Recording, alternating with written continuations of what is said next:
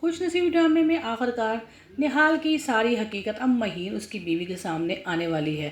جب نہال نرمین جسے پہلے پسند کرتا تھا اپنی بڑی سالی کو اس کو دیکھ کر ہاتھ پکڑے گا اور اس کو کہے گا کہ تم تو مہین تمہارے پاؤں کی دھول جیسی بھی نہیں۔ جب مہین یہ باتیں ساری اپنے شوہر کے منہ سے سنے گی تو بہت زیادہ حیران ہوگی اور اسے مہین کو اب حقیقت سمجھ آنے لگ جائے گی اپنے شوہر نہال کی۔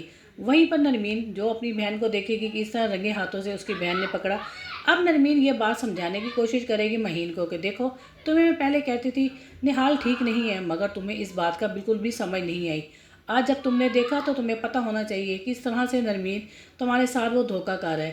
وہیں پر گلو جس کو ہمایوں کہے گا کہ تمہاری شادی اب میں کروں گا اچھا سا لڑکا ڈھونڈ کر، مگر گلو کہے گی وہ اچھا لڑکا بس ایک تھا جس کی شادی ہو چکی ہے۔ ہمایوں بہت حیران ہوگا گلو کی بات سن کر، پھر گلو کہے گی وہ ایک اچھا لڑکا صرف ہمایوں تھا جو نرمین کا ہو چکا ہے۔ اس کا مطلب گلو ہمایوں کو پسند کرنے لگی تھی اور نرمین کا شک ہمایوں اور گلو پر ٹھیک جا رہا تھا، کیونکہ نرمین کو اب رضیہ آنٹی کی بات بھی یاد آ رہی تھی جو اس نے کہا تھا جوان لڑکی ہے اس لیے اکیلا اپنے شوہر کو اس کے سامنے نہ چھوڑا کرو۔